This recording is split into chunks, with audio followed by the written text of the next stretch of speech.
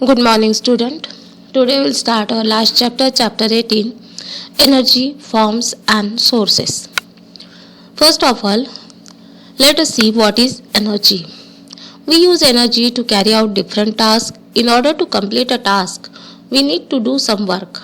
We need to work harder to lift a heavy object, and it requires more energy. हम हमारी रोज की जो daily activities है उसको कंप्लीट करने के लिए भी हमें एनर्जी की ज़रूरत पड़ती है, या हमें कुछ जैसे हेवी ऑब्जेक्ट को उठाना है, फर्स्ट फ्लोर से सेकंड फ्लोर ले जाना है, तो we need more energy. We have already talk about work and energy in class 9th. We saw that there is a direct relation between work and energy. और हम physics के class 9 के chapter में ये पढ़ चुके हैं कि वर्क और एनर्जी का एक दूसरे से क्या रिलेशन होता है, means how they are interdependent. More energy is required in order to perform more work, and the more energy you have the more work you will be able to do. जितना ज़्यादा काम करना है उतनी ज़्यादा ऊर्जा या एनर्जी हमें लगती है. और आपके पास यदि ज़्यादा एनर्जी है, if you are more energetic, then you are able to do more work. जैसे बोलते हैं ना, कोई बहुत एनर्जेटिक पर्सन है, तो how you will define that person is energetic. हम उसको एनर्जेटिक कैसे, किस बेसिस पे डिफाइन करते हैं कि वो बहुत ज़्यादा वर्क करता है, he is doing more a lot of work, right ना. तो आपके पास एनर्जी ज़्यादा रहेगी तो आप ज़्यादा काम कर पाओगे. The term energy was introduced 200 years ago by a British scientist Thomas Young. Young derived the term energy from the Greek word evigaia, energia, which means internal energy. Energy term सबसे पहले साइंस फील्ड में introduce करने वाले एक British scientist है जिनका नाम है थॉमस यंग. इन्होंने ये जो एनर्जी वर्ड लाया है, ये कहाँ से आया है? ये ग्रीक वर्ड से आया है, एविजिया एनर्जिया. एविजिया एनर्जिया एक ग्रीक वर्ड है और उसका मतलब होता है इंटरनल एनर्जी. हमारे पास खुद के पास जो बॉडी में है energy, that energy we call internal energy. And according to Young, work is inherent in energy. We can use this energy to perform some work. उनका कहना था कि ये वर्क, हमारे पास जो एनर्जी रहती है इसी की वजह से हम लोग क्या करते हैं, काम कर सकते हैं. Even our bodies have energy, but in limited quantity. मतलब मशीन भी आप ले लो तो मशीन के पास भी एनर्जी है, तो वो क्या करती है, वर्क करती है. तो हमारी बॉडी के पास भी एनर्जी है जिसकी वजह से हम काम करते हैं, बट हमारी बॉडी के पास जो एनर्जी है उसकी एक लिमिटेशन है. The more work we do, the more energy will be consume and we feel tired. हम काम करेंगे, बहुत ज़्यादा काम कर लेंगे तो हम गैप फील करेंगे, टायर्ड फील करेंगे. मतलब एनर्जी उतनी हमारे पास नहीं थी, उससे ज़्यादा हमने कंज्यूम कर ली, then we will feel tired. We need to supply us energy. फिर उस समय हमारी बॉडी को हमें क्या करना पड़ेगा, एनर्जी को सप्लाई करना पड़ेगा, और वो एनर्जी हमें मिलेगी फूड से. इसलिए हमें क्या करना पड़ेगा, कुछ खाना पड़ेगा, so that energy will be generated in our body and we can do a lot of work. Human beings and energy. अब बात करते हैं ह्यूमन बींग्स और एनर्जी, इसमें क्या रिलेशन है. We tend to associate the term work with living human beings. When human beings were cave dwellers, they used to primarily use the chemical energy present in their bodies. Then people acquired new knowledge and they started harnessing energy from their domestic animals. They learned how to use the flow of water in river to sail boat. They also started using fire as a source of energy by burning wood and animal fat. First, people use fire to get warm during winter and as a source of light at night time. हम अब work की बात करते हैं।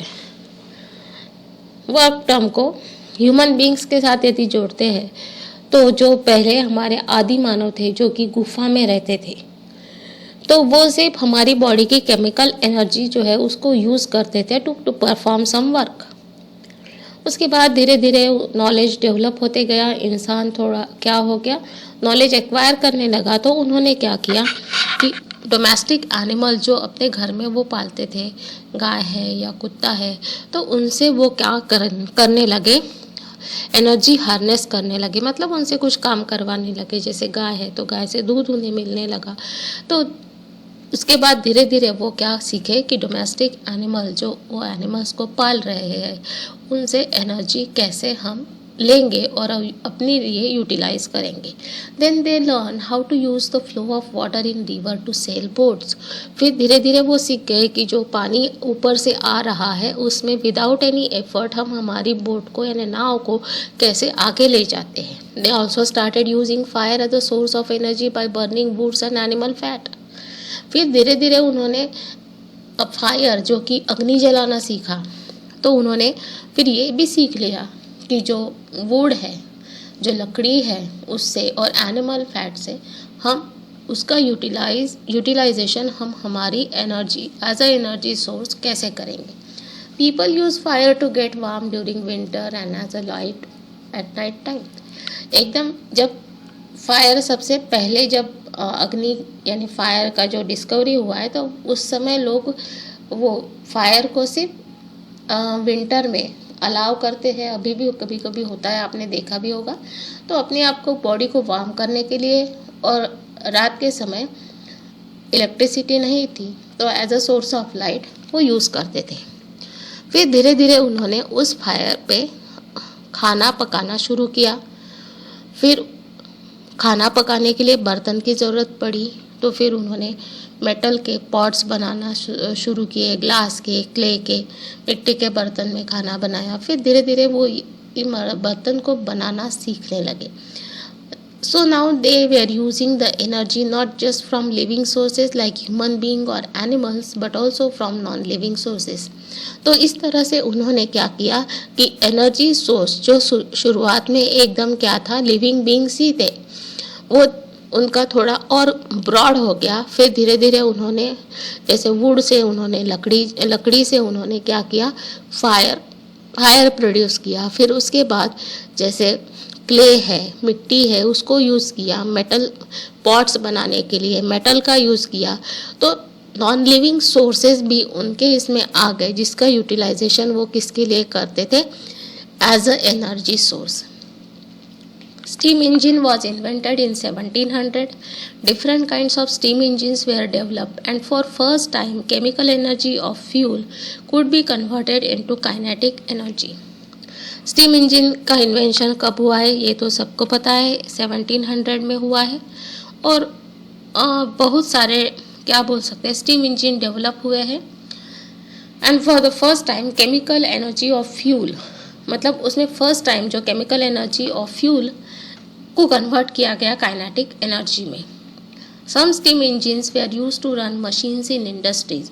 उसके बाद steam engine का use धीरे धीरे बढ़ गया और इंडस्ट्री में मशीन को चलाने के लिए भी यूज़ होने लगा। Some were used for sailing ship across seas and oceans and some were used to pull locomotive on land. तो जैसे स्टीम इंजन यूज़ होता था हमारे यहाँ रेलवे में, locomotive on land. Then sailing ship जो चलते थे वो स्टीम इंजन लगा के क्या करते थे, ओशन में, सीज में बोट्स को चलाते थे, शिप्स को चलाते थे। Coal replace wood as a fuel. उसके बाद कोल आ गया, कोयला आ गया, कोयले का यूज एज अ फ्यूल होने लगा। In 1800 chemical energy obtain from combustible fuels was used to turn wireless wheels between the poles of two magnets. तो कोल, फिर उसके बाद केमिकल एनर्जी की जगह रिप्लेस हुआ कोल, और chemical energy obtain from combustible fuels. Combustible fuels मतलब ऐसे फ्यूल्स जो जलते हैं, उसको कन्वर्ट किया, was use to turn wireless wheels between the poles of two magnet. दो मैग्नेट के बीच में व्हील्स को लगाया और उनको चला के देखा गया In this experiment, the dynamic energy of magnet was used to produce an electric current. और उससे हमें पता चला कि मैग्नेटिक फील्ड में क्या होता है, यदि कोई इलेक्ट्रिकल ऑब्जेक्ट आप रख देते हो तो, या फिर बोल सकते हैं कि magnetic field create electrical energy. और ये चैप्टर हम पढ़ चुके हैं chemical effects, magnetic effects of electric current में, how electricity is generated in magnetic field that we have already studied. Electric current was used in telegraph and telephone. Electric current का use हो गया फिर telegraph और telephone में। And all the Motors in the world run on electricity. फिर जितने भी Motors थे वो सारी किसके ऊपर चलने लगी, इलेक्ट्रिसिटी पे। In around 1800 people started digging oil well. फिर 1800 में लोगों ने क्या किया, कुएं खोदना चालू किया, oil wells. Oil could be easily transported from one place to another via pipes. और ऑयल को ट्रांसपोर्ट करने के लिए पाइप्स के जरिए उन्होंने ट्रांसपोर्टेशन किया ऑयल का। At the end of 19th century के एंड में पेट्रोल इंजन वेयर इन्वेंटेड और पेट्रोल इंजन का आविष्कार हुआ। They were used in cars, trucks, buses, ships, aeroplane। फिर इस पेट्रोल इंजन का यूज़ हर जगह होने लगा, कार में होने लगा, ट्रक में, बस में, शिप में, एरोप्लेन में। तो जो स्टीम इंजन था वो रिप्लेस हो गया और वहाँ पे आ गया नया पेट्रोल इंजन। ये डिस्कवरी हुई है 19th सेंचुरी के एंड में। Petrol is now also use to produce electricity and in heating homes in colder climate. फिर पेट्रोल का यूज़ इलेक्ट्रिसिटी प्रोडक्शन के लिए हो गया, और जहाँ पे बहुत ज़्यादा ठंड रहती है, माइनस टेम्परेचर रहता है, वहाँ पे घरों को गर्म करने के लिए इलेक्ट्रिक हीटर का यूज होने लगा। There are some other sources of energy apart from oil and coal. तो एनर्जी जो हमें मिल रही है वो ऑयल और कोल से, उसके अलावा भी बहुत सारे एनर्जी सोर्सेस है। We have nuclear energy, energy obtained from the flow of water and wind, energy due to tidal waves of sea are possible sources of energy. इसके अलावा न्यूक्लियर एनर्जी, फिर जो बहता हुआ पानी है या हवा है या हमारे लो टाइड्स और हाई टाइड्स है, टाइडल वेव्स, इनसे भी हमें क्या मिल सकती है, एनर्जी मिल सकती है। The energy hidden in earth core can also be use.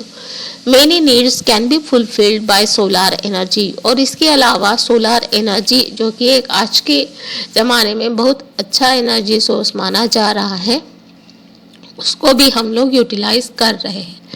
तो in this chapter we will talk about these sources of energy and learn about different types of energy. We will also see what kind of energy can be obtained from a particular source of energy. तो इस chapter में हम बात करेंगे different energy sources के, और उससे हम एनर्जी कैसे लेते हैं या उससे एनर्जी कैसे हार्नेस की जाती है, इसी के ऊपर बात होगी एनर्जी फॉर्म्स एंड रिसोर्सेस इस चैप्टर में।